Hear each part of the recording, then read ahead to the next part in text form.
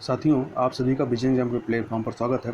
इस वीडियो में हम लोग कुछ महत्वपूर्ण करंट अफेयर को देखेंगे तथा उनसे संबंधित महत्वपूर्ण बिंदुओं की चर्चा करेंगे, जो आगामी परीक्षा के दृष्टिकोण से काफ़ी महत्वपूर्ण साबित होंगे। तथा इस वीडियो के पीडीएफ के लिए लिंक डिस्क्रिप्शन में दिया गया है, जहाँ से जाकर के आप पीडीएफ को डाउनलोड कर सकते हैं। तो वीडियो को प्रारंभ करते हैं। सबसे पहले बात करेंगे हम लोग इंडियन स्ट्रेटेजिक पेट्रोलियम रिजर्व के संबंध में। अब प्रश्न उठता है कि यह चर्चा में क्यों आया। तो चर्चा में इसलिए आया क्योंकि आप सभी को पता है कि वर्तमान समय में कोविड-19 महामारी की वजह से क्या हो रहा है कि अधिकांश विश्व में जो आर्थिक गतिविधियां हैं वो ठप हो गई हैं। जो ट्रांसपोर्टेशन है वो भी काफ़ी हद तक बंद है। तो इससे क्या हो रहा है कि जो क्रूड ऑयल की जो खपत थी वह काफ़ी हद तक कम हो गई है, ठीक है। और परंतु जो प्रोडक्शन है वो उसमें उस हिसाब से जितना कम हुआ है, खपत कम हुई, उस हिसाब से उसमें कटौती नहीं की गई है। तो इससे क्या होगा कि जो क्रूड ऑयल है उसके रेट जो है काफ़ी कम हो गए, मार्केट में काफ़ी कम हो गया। अब चूंकि जैसा कि हमें पता है कि भारत जो है वो अपने पेट्रोलियम उत्पाद के लिए आयात पर निर्भर करता है, हम लोग इंपोर्ट करते हैं और उसमें से भी अधिकांश हिस्सा जो है वो मध्य पूर्व एशिया तो मिडिल ईस्ट से हम लोग आयात करते हैं। तो इस समय यह चर्चा चल रही है कि क्यों ना जब पेट्रोल के दाम या जो क्रूड ऑयल के दाम काफ़ी कम हैं तो हमको वर्ल्ड मार्केट से क्रूड ऑयल को ख़रीदना चाहिए और उसको स्टोर करके जो है अपने देश में रख लेना चाहिए, जिससे कि जब बाद में जब ये महामारी थोड़ी शांत होगी और इसके दाम फिर से बढ़ने लगेंगे तो हमें थोड़ा सा एज मिल जाएगा और हमें आर्थिक रूप से थोड़ा सा मुनाफा होगा। तो इसी के संबंध में या इसी के संदर्भ में इंडियन स्ट्रेटेजिक पेट्रोलियम रिजर्व की चर्चा हुई है। और यह जो रिजर्व है पहले भी काम आता रहा है, क्योंकि जब हम लोग भारत जो है वो बहुत सारा जो तेल है काफ़ी हद तक हम लोग स्टोर करके रखते हैं।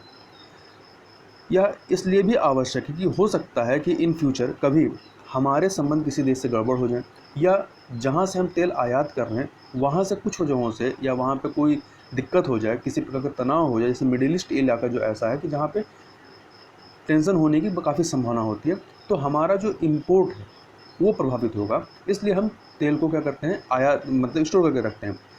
तो ये स्टोर कहाँ करके रखते हैं, तो ये जहाँ स्टोर करके रखते हैं उसी को हम लोग इंडियन स्ट्रेटेजिक पेट्रोलियम रिजर्व कहते हैं। तो भारत सरकार ने पहले चरण या फर्स्ट फेज में 5.3 MMT अर्थात million metric ton strategic crude oil को रिजर्व करने के लिए 3 साइट जो है स्थापित की हुई है। पहले से ये स्थापित है। कहाँ कहाँ पे स्थापित है ये नाम हमें याद होने चाहिए। पहला है आपका आंध्र प्रदेश में विशाखापत्तनम, जिसकी जो क्षमता है वो 1.33 MMT है, मिलियन मेट्रिक टन है। जबकि जो दूसरा है वो है आपका कर्नाटक का मैंगलोर, जहाँ की क्षमता जो है वो 1.5 MMT है। और तीसरा है पादूर, जो कि कर्नाटक के उडुपी ज़िले में स्थित है, इसकी क्षमता है 2.5 MMT। इसके अलावा ये तो पहले चरण में इसको स्थापित किया गया था। फिर सरकार ने दूसरे चरण के तहत 6.5 MMT क्रूड ऑयल को स्टोर करने के लिए 2 अन्य साइट पर स्ट्रेटेजिक पेट्रोलियम रिजर्व स्थापित कर रही है। कहाँ कहाँ पर, एक तो आपका उड़ीसा का चांदी खोल है जहाँ की क्षमता जो है वो 4 MMT है, और दूसरा है आपका कर्नाटक के पादूर में जहाँ पहले से ही एक स्ट्रेटेजिक रिजर्व जो है वो स्थापित है, वहीं पर एक दूसरा पेट्रोलियम रिजर्व स्थापित किया जा रहा है जिसकी क्षमता जो है वो 2.5 MMT है, ठीक है। तो इस प्रकार से 5 जो है आपके स्ट्रेटेजिक पेट्रोलियम रिजर्व भारत में स्थित हैं। तथा यहाँ पर आपकी जानकारी के लिए यह भी पता होना चाहिए कि 2017-18 में तत्कालीन वित्त मंत्री ने राजस्थान के बीकानेर और गुजरात के राजकोट में इसी प्रकार की स्ट्रेटेजिक पेट्रोलियम रिजर्व स्थापित करने की घोषणा की थी, परंतु क्या है कि अभी तक इस पर कोई कार्य हुआ नहीं है। अब आगे थोड़ा सा देखें। अब ये प्रश्न उठता है कि ये जो स्ट्रेटेजिक पेट्रोलियम रिजर्व साइट हैं, ठीक है, इनको स्थापित कौन करता है, किसके द्वारा स्थापित किया जाता है, तो इनको Indian strategic petroleum reserve limited या शॉर्ट में कहें तो ISPRL, इसके द्वारा इसको स्थापित किया जाता है। और यह जो कंपनी है Indian strategic petroleum reserve limited, इसकी जो स्थापना है इसको 2005 में स्थापित किया गया था। और यह कंपनी है, यह हमारे देश की स्ट्रेटेजिक पेट्रोलियम रिजर्व की देख रेख करने के लिए उत्तरदायी कंपनी है। अब थोड़ा सा इस कंपनी के बारे में देखें, यह कंपनी किससे जुड़ी है, तो यह जो कंपनी है आपकी, यह oil Indian oil industry development board की सब्सिडरी कंपनी है तथा यह जो ऑयल इंडस्ट्री डेवलपमेंट बोर्ड है, यह जो बोर्ड है यह पेट्रोलियम और प्राकृतिक गैस मंत्रालय के तहत के अंतर्गत आता है। आगे चलते हैं, आगे है काशोल ब्रिज के संबंध में। तो ये जो काशोल ब्रिज है इसके बारे में देख लें। तो काशोल क्या है, एक जगह है, या काशोल एक इनक्लेव है। तो ये इनक्लेव क्या है इसको थोड़ा सा समझ लें, जैसा कि यहाँ फिगर में भी बना दिया गया है। तो इसको थोड़ा सा यहाँ पे दोबारा से समझ लेते हैं कि यह है क्या। तो मान लीजिए कि आपका ये रावी नदी है और ये पुल कहाँ है, रावी नदी बनाया गया, ये आपका रावी नदी है और ये आपका भारत पाकिस्तान का बॉर्डर है। ये जो है आपका भारत पाकिस्तान का बॉर्डर है। क्योंकि पता है रावी नदी जो है आपके पंजाब से होकर गुजरती है, तो ये पंजाब का ये मेन लैंड है और ये जो हिस्सा है ये बॉर्डर से और इस नदी के बीच में स्थित है। यही क्या जगह है, ये जगह है काशोल जगह है, ठीक है। इसी जगह को कहते हैं काशोल जगह कहते हैं। और ये बीच में आपकी नदी बह रही है। तो चूंकि ये जो काशोल जगह है ये आपका काफ़ी उपजाऊ है, क्योंकि ये रावी नदी के अपवाह क्षेत्र में आता है, तो काफ़ी उपजाऊ है। और ये मेन लैंड से जो है अभी तक एक अस्थायी पुल, जिसको पांटून पुल कहते हैं, क्योंकि पीपा, जिसे साधारण भाषा में पीपा का पुल कहते हैं, उससे ये जुड़ा हुआ है। परंतु ये अस्थायी जो पांटून पुल है, इसके साथ दिक्कत क्या है कि जब भी मानसून का मौसम आता है और रावी नदी में क्या आती है, बाढ़ आती है, तो ये जो पांटून का पुल है ये बह जाता है, जिससे कि जो किसान हैं वो अपने इस उपजाऊ ज़मीन तक उनकी जो पहुंच होती है वो रुक जाती है। तो इसी के मद्देनज़र क्या है, ये स्थायी ब्रिज काशोल ब्रिज को स्थापित किया गया है। और यह ब्रिज जो है इसको बनाया किसने, तो इस ब्रिज को बॉर्डर रोड ऑर्गेनाइजेशन अर्थात बीआरओ के द्वारा इस स्थायी पुल को निर्मित किया गया है, जो कि 484 मीटर लंबा है। इसको बीआरओ ने क्यों निर्मित किया है, क्योंकि ये आपका जो भारत पाकिस्तान बॉर्डर है उसके करीब है। तो जो भी सीमावर्ती, मतलब जो सीमा पर जो भी इस तरह के निर्माण कार्य होते हैं वो बीआरओ के द्वारा किया जाता है। और जैसा कि पहले हम लोग बीआरओ के बारे में बात कर चुके हैं, बीआरओ की स्थापना जो है 1960 में की गई थी और यह किस मंत्रालय के अंतर्गत आता है, तो यह रक्षा मंत्रालय के तहत आता है। तो याद रखिएगा, ये जो काशोवाल ब्रिज है यह किस नदी पर है, तो यह रावी नदी पर स्थित है। आगे चलते हैं वर्ल्ड फूड प्रोग्राम के संबंध में, या हिंदी में कहें तो विश्व खाद्य कार्यक्रम। तो यह चर्चा में क्यों आया, तो चर्चा में इसलिए आया कि जैसा कि सभी को पता है कि कोविड-19 महामारी चल रही है। तो वर्ल्ड फूड प्रोग्राम ने कहा है कि यदि हमें प्रॉपर फंडिंग इस समय यदि नहीं मिलेगी, तो इस कोविड-19 महामारी की वजह से ऐसा होगा कि कई सारे विश्व में ऐसे जगह होंगे जहाँ पर फंडिंग न मिलने की वजह से खाद्य नहीं पहुँचा पाएंगे और वहाँ पे भुखमरी या हंगर की वजह भुखमरी फैल जाएगी। तो इस भुखमरी को यदि रोकना है तो हमारी जो है प्रॉपर फंडिंग होनी चाहिए। तो इसी के संबंध में यह चर्चा में आया था। अब हम लोग इसी संस्था के बारे में, वर्ल्ड फूड प्रोग्राम के बारे में थोड़ा बात करें, तो यह जो WFP अर्थात वर्ल्ड फूड प्रोग्राम है, यह संयुक्त राष्ट्र अर्थात UN की फूड असिस्टेंट ब्रांच है। मतलब यह क्या करती है, फूड प्रोवाइड करती है, खाद्यान्न प्रोवाइड करती है। तो इस चीज़ को याद रखिएगा कि यह किसकी ब्रांच है, तो यह संयुक्त राष्ट्र की। कई बार परीक्षा में पूछ लेता है कि किसी संस्था के बारे में कि यह संस्था, जैसे इसी को पूछ ले कि वर्ल्ड फूड प्रोग्राम किससे जुड़ी हुई संस्था है, UN से जुड़ी हुई है, वर्ल्ड बैंक से जुड़ी हुई है, ठीक है, या एशियन डेवलपमेंट बैंक से जुड़ी है, या किसी तरह कुछ और नाम दे दें कि किससे जुड़ी हुई है, किसकी ये एजेंसी है। तो याद रखिएगा यह संयुक्त राष्ट्र की एजेंसी है। इससे इस तरह से बहुत प्रश्न बनते हैं। अब इसके बारे में और बात करें तो यह विश्व की सबसे बड़ी ह्यूमैनिटेरियन अर्थात मानवीय जो है ऑर्गेनाइजेशन है, जो विश्व में खाद्य सुरक्षा अर्थात फूड सिक्योरिटी को प्रमोट करने का कार्य करती है तथा यह हंगर को दूर करने का प्रयास करती है विश्व में। हंगर क्या है, जिस भी तरीके के हंगर है वो सारे तरह के हंगरों को ये एड्रेस करती है। जैसे कि मान लीजिए कि किसी को प्रॉपर मात्रा में खाना नहीं मिल पा रहा है, या मतलब कैलोरी नहीं मिल पा रही है, या उचित मात्रा में या उचित पोषक तत्व तो नहीं प्राप्त हो पा रहे हैं, तो ये जितने भी तरह के भुखमरी है होंगी, मतलब हंगर होगा, उस सबको ये एड्रेस करती है। और इसका जो मुख्यालय है, इसका मुख्यालय आपका इटली के राजधानी रोम में है। और इस मुख्यालय के अलावा 80 से अधिक देशों में इसके क्षेत्रीय कार्यालय हैं, जिनके माध्यम से यह अपने कार्य को संपन्न करती है।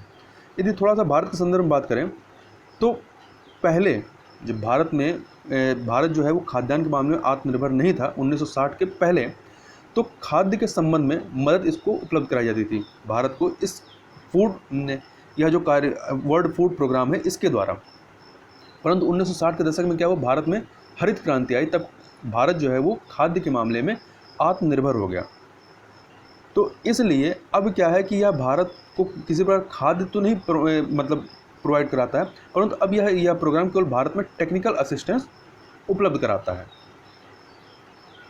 तथा अब इसके बारे में थोड़ा सा और चर्चा करें तो 1960 में food and agriculture organisation FAO की एक सम्मेलन आयोजित हुआ था। इसी सम्मेलन के बाद 1961 में वर्ल्ड फूड प्रोग्राम की स्थापना की गई थी। याद रखिएगा इसकी स्थापना कब की गई थी, तो 1961 में, और इसका हेडक्वार्टर कहाँ है, तो रोम में है।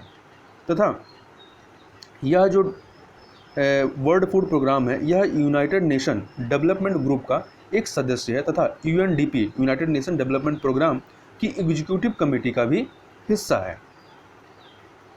अब इसी संबंधित एक और है वर्ल्ड हंगर मैप।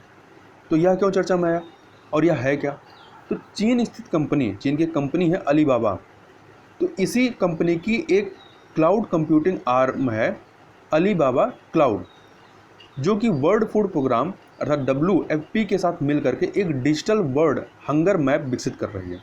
मतलब यह एक तरह का मैप होगा जिस मैप के द्वारा यह जाना जा सकेगा कि विश्व में कहाँ कहाँ पर भुखमरी की समस्या है या कहाँ कहाँ पर खाद्यान्न की ज़रूरत है। तो इससे क्या होगा, इससे हंगर वाले स्थानों को चिन्हित किया जा सकेगा और वहाँ आवश्यक ऑपरेशन अर्थात जो भी असिस्टेंस वहाँ पर पहुँचानी है वो असिस्टेंस वहाँ पर प्रोवाइड की जा सकेगी। यहाँ पर एक चीज़ और याद रखिएगा आप, परीक्षा में कभी पूछा जा सकता है कि जो UN सस्टेनेबल डेवलपमेंट गोल है SDG, जिसको 2030 तक पूरा करना है, तो इसमें पूछा जा सकता है कि जो गरीबी को ख़त्म करने का जो लक्ष्य है वो इसके किस गोल से संबंधित है, तथा जीरो हंगर 2030 का जो लक्ष्य है ये किस गोल से संबंधित है। तो इसको दोनों को याद रखिएगा कि जो गोल पहला है इस सस्टेनेबल डेवलपमेंट गोल SDG का जो गोल पहला है वह गरीबी उन्मूलन या पॉवर्टी को ख़त्म करने से संबंधित है 2030 तक, और जबकि जो गोल दूसरा है यह जीरो हंगर 2030 से संबंधित है। यह पूछा जा सकता है कि zero hunger 2030 sustainable development goal के किस गोल से संबंधित है या गरीबी उन्मूलन जो है वो किस गोल से संबंधित है। तो इस चीज़ को याद रखिएगा। आगे चलते हैं, आगे बात करेंगे हम लोग रेमिटेंस पर। वर्ल्ड बैंक की एक रिपोर्ट अभी आई है, इस रिपोर्ट के बारे में। तो सबसे पहले प्रश्न उठता है कि रेमिटेंस होता क्या है, तो इसको थोड़ा सा समझ लें। मान लीजिए कि कोई व्यक्ति है और यह व्यक्ति जो है अपने देश अर्थात भारत से किसी दूसरे देश में चला जाता है कमाने के लिए, रोजगार के लिए। अब ये व्यक्ति जब ये दूसरे देश गया यहाँ रोजगार करने के लिए, तो इसकी जब इनकम होगी तो उस इनकम का जो ये कमाएगा उसका कुछ हिस्सा जो है वो अपने देश में भेजेगा, अपने परिवार के पास, ठीक है। तो ये जो अपनी इनकम का या जो अपनी कमाई का जो हिस्सा अपने परिवार के पास अपने देश में भेजता है, इसी को क्या कहते हैं, रेमिटेंस कहते हैं। अब चर्चा कर लेते हैं जो चीज़ें हैं। तो इस रिपोर्ट के अनुसार या जो वर्ल्ड बैंक ने जारी किया है रेमिटेंस पे, इस रिपोर्ट के अनुसार कोविड-19 महामारी की वजह से जो प्रवासन है अर्थात माइग्रेशन और रेमिटेंस, इन दोनों पर काफ़ी नकारात्मक प्रभाव पड़ेगा। एक तो लोग दूसरे जगह जा नहीं पाएंगे, और दूसरा कि सबकी हालत क्या है कि सारे देशों की जो इकोनॉमिक स्थिति है वो काफ़ी ख़राब है, तो इसलिए से वो वहाँ से पैसा भेज भी नहीं पाएंगे, तो इसलिए दोनों पर नकारात्मक प्रभाव पड़ेगा। अब थोड़ा सा आंकड़ों की बात करें तो भारत को 2019 में 83 बिलियन जो है वो रेमिटेंस डॉलर, 83 बिलियन डॉलर जो है रेमिटेंस के रूप में प्राप्त हुआ था, जो कि 2019 में जो टोटल रेमिटेंस था पूरे वर्ल्ड में जो रेमिटेंस था उसका अकेले 12% था। मतलब अकेले कुल रेमिटेंस का अकेले 12% जो है वो भारत में आया था, और भारत जो है सबसे अधिक रेमिटेंस प्राप्त करने वाला देश था। लेकिन ये जो कोविड-19 महामारी है इसकी वजह से इस रिपोर्ट में बताया गया है कि 2020 में इस महामारी की वजह से यह जो रेमिटेंस हमारे देश में आ रहा है इसमें 23% की कमी होकर के यह 64 बिलियन डॉलर रह जाएगा। तथा आपको यह भी पता होना चाहिए कि लगभग भारत के 17.5 मिलियन लोग जो हैं वो भारतीय जो हैं वो विदेशों में रहते हैं या वहाँ पर काम करते हैं। तो एक तरीके से बहुत अच्छी खासी पॉपुलेशन जो है वो विदेशों में रहती है और वहाँ से वो रेमिटेंस भेजती है। अब ये जो रेमिटेंस आते हैं इससे काफ़ी एडवांटेज है, जैसे कि जब कोई व्यक्ति बाहर से पैसा भेजेगा अपने परिवार के पास, तो चूंकि वो इस देश में आएगा, तो सबसे पहली चीज़ कि जिस भी देश में पैसा आएगा उस विकासशील देश की क्या होगी, इनकम जो होगी वो बढ़ेगी। और दूसरी बात, जब ये पैसा उसके परिवार के पास पहुंचेगा तो परिवार की स्थिति भी सुधरेगी, मतलब वो जो है उनकी गरीबी दूर होगी।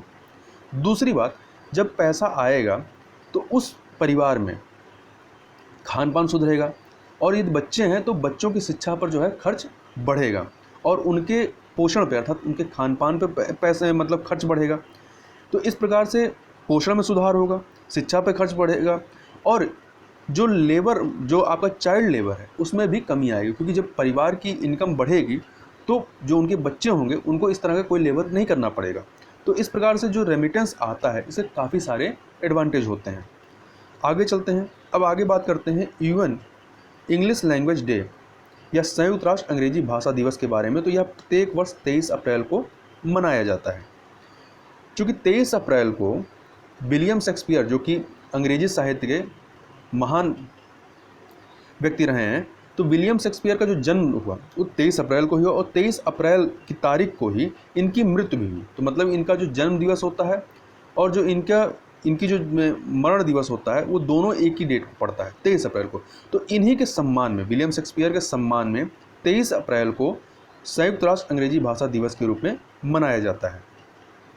तथा जो अंग्रेजी है यह संयुक्त राष्ट्र की 2 वर्किंग भाषाओं में से एक है, और दूसरी वर्किंग भाषा वो कौन सी है, फ्रेंच है। तो याद रखिएगा यूएन की 2 वर्किंग भाषाएं हैं जिसमें कामकाज होता है, एक तो अंग्रेजी है, दूसरी फ्रेंच है।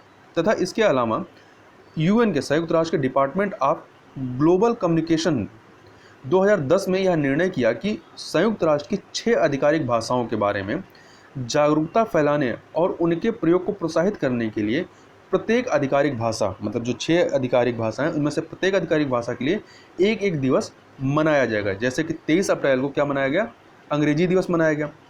तो अब इन 6 के बारे में देख लें, तो जो अरेबिक दिवस है, मतलब अरबी भाषा के लिए ये 18 दिसंबर को घोषित किया गया, चीनी भाषा के लिए 20 अप्रैल, अंग्रेजी के लिए 23 अप्रैल, और 23 अप्रैल को ही स्पेनिश भाषा दिवस भी मनाया जाता है। तथा फ्रेंच के लिए 20 मार्च और रशियन के लिए 16 जून। तो यह तारीख बहुत इंपॉर्टेंट नहीं है, क्योंकि परीक्षा में तारीख मुश्किल ही पूछेगा। हमारे लिए यह इंपॉर्टेंट है कि यूएन की कितनी आधिकारिक भाषाएं हैं, तो 6 कौन कौन सी आधिकारिक भाषाएं, तो इन 6 के नाम हमें पता होना चाहिए। तो अरबिक है, चीनी भाषा है, अंग्रेजी, स्पेनिश, फ्रेंच, रशियन। तो ये 6 नाम याद होने चाहिए। और यह भी पूछ सकता है कि उसकी कौन सी 2, मतलब कितनी वर्किंग भाषाएं हैं, तो 2 वर्किंग भाषाएं, अंग्रेजी और फ्रेंच। आगे चलते हैं, आगे है फेलुदा। यह फेलुदा क्या है, तो फेलुदा जो है यह एक कम लागत का पेपर स्ट्रिप टेस्ट है जो कोरोना वायरस को जांचेगा और 1 घंटे में इसका परिणाम दे देगा, मतलब 1 घंटे में बता देगा कि व्यक्ति कोरोना संक्रमित है या नहीं है। और इसको विकसित किसने किया है, तो इसको विकसित किया है Council of Scientific and Industrial Research CSIR और Institute of Genomics and Integrative Biology अर्थात IGIB के साइंटिस्टों ने मिल करके इस किट को विकसित किया है। तो इस टेस्ट का नाम क्या रखा गया है, फेलुदा नाम रखा गया। अब ये फेलुदा नाम आया कहाँ से, तो महान फिल्मकार सत्यजीत रे के द्वारा रचित एक काल्पनिक फिक्शनल ये डिटेक्टिव चरित्र है, ठीक है। उनकी पिक्चरों में एक डिटेक्टिव चरित्र रहा है जिसका नाम रहा है फेलुदा। तो उसी फेलुदा नाम को यहाँ पर लिया गया है। तो याद रखिएगा फेलुदा क्या है, यह टेस्ट है कोरोना वायरस को जांचने का। और चूँकि पहले हमने कहा कि यह कम लागत का, तो इसकी टेस्ट की लागत जो है वो लगभग 500 रुपये आएगी। जबकि जो वर्तमान में जो RT-PCR टेस्ट की जा रही है इसकी लागत जो है निजी लैब में इसकी टेस्ट कराई जाती है तो 4500 रुपये आती है। तो इस हिसाब से यह काफ़ी सस्ता पड़ेगा। अब बात करते हैं कि ये जो फेलुदा टेस्ट है इसमें कौन सी टेक्नोलॉजी इस्तेमाल की जा रही है। तो इस फेलुदा टेस्ट में CRISPR-Cas9 सिस्टम का उपयोग किया जा रहा है। जो CRISPR टेक्नोलॉजी है उसको प्रयोग किया जा रहा है। यह CRISPR-Cas9 सिस्टम यह क्या है, यह CRISPR-Cas9 जो है यह जीन एडिटिंग टूल है, ठीक है। ये जीन में एडिटिंग करने का कार्य करता है। तथा यह जो प्रौद्योगिकी है, मतलब यह जो फेलुदा टेस्ट वाला है, यह केवल कोविड-19 तक ही सीमित नहीं है, बल्कि किसी भी DNA RNA से संक्रमित अगर कोई टेस्ट करना है उसको भी इसके माध्यम से किया जा सकता है। आगे चलते हैं, आगे बात करते हैं ई कोल्बी पुरस्कार के बारे में। तो एडम हिगिन बोटम ये राइटर हैं, इनकी पुस्तक midnight in Chernobyl the untold story of the world's greatest nuclear disaster, इनकी इस पुस्तक के लिए ई कोल्बी पुरस्कार प्रदान किया गया है। किसको? एडम हिगिन बोटम को। तो यहाँ पर थोड़ा सा एक जानकारी याद रखिएगा, ये जो चेरनोबिल है यहाँ पर क्या है, बहुत भयंकर न्यूक्लियर डिजास्टर हुआ था, मतलब न्यूक्लियर विस्फोट हो गया था। अब ये प्रश्न उठता है कि यह चेरनोबिल है कहाँ पर? तो ये चेरनोबिल जो है वो ये वर्तमान में यूक्रेन में है। कहाँ पर है? यूक्रेन में है। और यह जो घटना हुई थी ये 26 अप्रैल, कई बार डेट पूछ लेता, 26 अप्रैल 1986 में हुई थी। कब हुई थी? 26 अप्रैल 1986 में हुई थी। तो यह डेट याद रखिएगा। और जब यह घटना हुई थी तो उस समय यूक्रेन एक देश नहीं था, बल्कि यह यूएसएसआर मतलब जो रशिया था उस समय, उसका यह पार्ट था। तो उस समय यह रशिया के अंतर्गत आता था और वर्तमान में यूक्रेन में है। अब थोड़ा सा इस पुस्तक के संबंध में और बात करें तो यह जो पुस्तक है, इस पुस्तक ने यह पुरस्कार सैन्य या खुफिया इतिहास पर लिखी अब तक की उत्कृष्ट पुस्तक के लिए यह पुरस्कार जीता है। और यह पुरस्कार जो है दिवंगत CIA निदेशक विलियम ई कोल्बी के नाम पर दिया जाता है और इस पुरस्कार की शुरुआत 1999 में हुई थी। आगे बात करते हैं भांग की खेती, जिसको कहा जाता है कैनबिस। भांग की खेती को क्या कहते हैं? कैनबिस कहते हैं। तो यह चर्चा में क्या हुआ? तो लेबनान की संसद ने चिकित्सीय और औद्योगिक उपयोग के लिए भांग की खेती अर्थात कैनबिस को वैध करने का कानून पास कर दिया है। तो याद रखिएगा, पूछा जा सकता है कि किस देश ने भांग की खेती को वैध किया है, मतलब लीगल कर दिया है? तो लेबनान देश ने ये किया है। अब और ये थोड़ी सी बात करें तो ये जो कैनबिस की खेती है, इसको वैध बनाने से उच्च मूल्य वर्धित औषधीय उत्पादों के उत्पादन की उम्मीद है तथा यह खेती जो है लेबनान की अर्थव्यवस्था के लिए संभावित आकर्षक निर्यात भी है, क्योंकि लेबनान इस समय क्या है, वित्तीय संकट से जूझ रहा है। तथा थोड़ा लेबनान के बारे में बात करें तो लेबनान की राजधानी क्या है? तो इसकी राजधानी बेरूत है। क्या है? बेरूत है, ठीक है। और यह स्थित कहाँ है? तो यह मिडिल ईस्ट एशिया का देश है। याद रखिएगा, लेबनान क्या है? मिडिल ईस्ट एशिया का देश है। और यदि आप इसको मैप में देखेंगे तो इधर आपका भूमध्य सागर है, ये भूमध्य सागर से सटा हुआ देश है, ठीक है। जो लेबनान है इसकी सीमा जो है वो भूमध्य सागर से जुड़ती है। और बाकी जो इसका जो सीमा है, एक तरफ इसका उत्तर में सीरिया है, ठीक है, और नीचे साइड में अर्थात दक्षिण साइड में आपका इजराइल है। और आपका पश्चिम में क्या है? पश्चिम में आपका भूमध्य सागर है। तो याद रखिएगा, लेबनान कहाँ पर है? मिडिल ईस्ट में है, ठीक है। और इसकी एक सीमा जो है आपकी भूमध्य सागर से जुड़ती है और उत्तर में इसका सीरिया है और दक्षिण में इजराइल से जुड़ा हुआ है। आगे चलते हैं नूर। तो यह नूर क्या है? तो 22 अप्रैल 2020 को ईरान ने अपने पहले सैन्य उपग्रह नूर को सफलतापूर्वक लॉन्च किया है। तो चूंकि यह ईरान का पहला सैन्य उपग्रह है तो इसलिए पूछ सकता है कि नूर क्या है।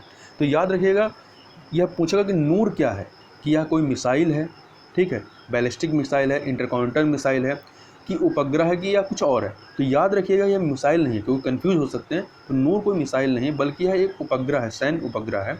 और इस सैन्य उपग्रह का जो प्रक्षेपण हो ईरान के मध्य रेगिस्तान सेंट्रल डेजर्ट से किया गया है। तथा यह जो सेंट्रल डेजर्ट है, मध्य रेगिस्तान, इसको फारसी भाषा में दस्ते कबीर भी कहा जाता है। जैसा कि आपसे परीक्षा में प्रश्न पूछा जाता है तो ये इस पर कई बार प्रश्न बना है कि दस्ते कबीर कहाँ पर स्थित है। तो याद रखिएगा, दस्ते कबीर को ही मध्य रेगिस्तान के नाम से भी जाना जाता है और इसको फारसी भाषा में दस्ते कबीर कहते हैं और यह ईरान में स्थित है। गौरतलब है कि ईरान द्वारा किया गया यह प्रक्षेपण जो है वह अमेरिका और ईरान के मध्य परमाणु समझौता है, जो कि 2015 में हुआ था और यह टूट गया। और जनवरी 2020 में अमेरिकी ड्रोन हमले में मारे गए सैन्य जनरल कासिम सुलेमानी को लेकर दोनों देशों के मध्य बढ़ते तनाव के बाद किया गया है। आगे बात करते हैं विद्यादान 2.0 के संबंध में। यह क्या है? तो 22 अप्रैल 2020 को केंद्रीय मानव संसाधन विकास मंत्री ने नई दिल्ली में ई लर्निंग सामग्री को विकसित करने और उसमें योगदान करने के लिए राष्ट्रीय कार्यक्रम विद्यादान 2.0 का शुभारंभ किया है। चूँकि यह शुरू क्यों किया गया है, तो कोविड-19 महामारी से उत्पन्न स्थिति में छात्रों के लिए ई लर्निंग सामग्री की भूमिका जो है काफ़ी अहम हो गई है। चूँकि स्कूल कॉलेज बंद हैं, तो एक ही साधन बनता है कि उनको ऑनलाइन मटेरियल प्रोवाइड किया जाए और ऑनलाइन उनको पढ़ाया जाए। तो इस विद्यादान 2.0 का उद्देश्य क्या है, तो इसका उद्देश्य जो है वो ई लर्निंग सामग्री का योगदान देना और बच्चों को देश में कहीं भी और कभी भी अपने सीखने को जारी रखने में मदद करना। मतलब इस प्लेटफॉर्म के माध्यम से उनको सामग्रियाँ प्रोवाइड कराई जाएंगी जिससे वो जब चाहें और देश के जिस हिस्से में जहाँ भी चाहें इसको एक्सेस कर सकें और अपनी पढ़ाई जो है उनकी जो चल रही है उसको अनवरत जारी रख सकें। तथा कुछ अन्य बात करें तो कोविड-19 से उत्पन्न स्थिति की पृष्ठभूमि में विद्यादान 2.0 बच्चों के स्कूल अर्थात कक्षा 1 से लेकर 12 तक और उच्च शिक्षा दोनों को एकीकृत करने के लिए शुरू किया गया। तो यह कथन के रूप में पूछ सकता है कि केवल स्कूली बच्चों के लिए, तो नहीं, यह स्कूली बच्चों अर्थात कक्षा 1 से 12 और उसके बाद उच्च शिक्षा जैसे BA MA जो हो गए, तो उच्च शिक्षा दोनों को एकीकृत करने के लिए शुरू किया गया है। तथा जो विद्यादान 2.0 है इसको दीक्षा जो ऐप है या पोर्टल है उस पर लॉन्च किया गया था। और विद्यादान 2.0 या शिक्षाविदों, संगठनों और ई लर्निंग सामग्री को एक साथ लाने के लिए एक मंच के रूप में कार्य करेगा। और योगदानकर्ता जो हैं, जो भी इसमें अपना योगदान देंगे, वो वीडियो, मूल्यांकन, पाठ योजनाओं और प्रश्न बैंकों के रूप में सामग्री साझा करेंगे। तथा साझा की गई सामग्री की निगरानी जो है वो विशेषज्ञों के एक पैनल के द्वारा की जाती है। अब थोड़ा सा दीक्षा पोर्टल के बारे में बात करें तो यह जो दीक्षा पोर्टल है इसको 2017 में लॉन्च किया गया था मानव संसाधन विकास मंत्रालय के द्वारा। तो यह है क्या, तो दीक्षा जो पोर्टल है यह शिक्षकों के लिए शुरू किया गया एक नेशनल डिजिटल इंफ्रास्ट्रक्चर है। यह शिक्षकों के लिए खुद को सीखने और प्रशिक्षित करने के लिए एक मंच के रूप में कार्य करता है। मतलब इसके माध्यम से शिक्षक जो हैं वो खुद में इम्प्रूवमेंट कर सकते हैं तथा यह शिक्षकों को इन क्लास संसाधन, प्रशिक्षण सामग्री, मूल्यांकन और अन्य शिक्षक समुदाय के साथ जुड़े रहने में उनकी मदद करता है। तो कुल मिलाकर यह टीचरों को वो अपने पढ़ाने की जो तकनीक है उसको और किस प्रकार से विकसित कर सकते हैं या अपनी शैली को किस प्रकार से विकसित कर सकते हैं या अपने नॉलेज को किस प्रकार से वो विकसित कर सकते हैं, उसके संबंध में यह ऐप है। तो यह दीक्षा जो पोर्टल या ऐप है यह टीचरों से संबंधित रहा है। अब लास्ट में हम लोग एक प्रश्न देख लेते हैं। तो प्रश्न है कि हड़प्पा सभ्यता से प्राप्त नगरों के संदर्भ में निम्न कथनों पर विचार कीजिए। इसका पहला कथन है कालीबंगा और लोथल से अग्निकुंड मिले हैं। दूसरा कथन है हड़प्पा, मोहनजोदड़ो और लोथल से बड़े बड़े भंडार गृह मिले हैं। तो हमें इन दोनों कथनों में से यह बताना है कि कौन सा या कौन से कथन सही है। तो हमें सही कथन चुनना है। तो यदि देखें पहले कथन को, यदि देखें तो काली और लोथल से अग्निकुंड मिले हैं, यह कथन सही है, बिल्कुल सही है। और दूसरा हड़प्पा, मोहनजोदड़ो और लोथल से बड़े बड़े भंडार गृह मिले हैं, स्टोरेज मिले हैं, तो यह भी सही है। तो इस प्रकार से पहला और दूसरा कथन जो दोनों सही है, तो आपका सी ऑप्शन जो है वो सही हो जाता है। थोड़ा सा अब इसका स्पष्टीकरण देख लें तो हड़प्पा सभ्यता से प्राप्त विभिन्न नगरों में से कालीबंगा व लोथल जैसे नगरों से अग्निकुंड मिले हैं जहाँ संभवतः यज्ञ किए जाते थे। तथा आपको यह भी पता होना चाहिए कि जो कालीबंगा है यह आपका कहाँ संबंधित है, राजस्थान से संबंधित है, राजस्थान में। और लोथल कहाँ पे है, तो लोथल गुजरात में है। तथा यह उस समय का बंदरगाह के तौर पर कार्य होता था इसका। तथा दूसरा एक कथन के बारे में देखें तो हड़प्पा, मोहनजोदड़ो और लोथल जैसे कुछ नगरों में बड़े बड़े भंडार गृह मिले हैं और कई हड़प्पा नगरों से मिट्टी के खिलौने भी मिले हैं। तो यह कुछ करंट अफेयर थे जिनको हमने यहाँ पर देखा। तो इस वीडियो में बस इतना ही। तो मिलते हैं नेक्स्ट वीडियो में, तब तक के लिए बहुत बहुत धन्यवाद।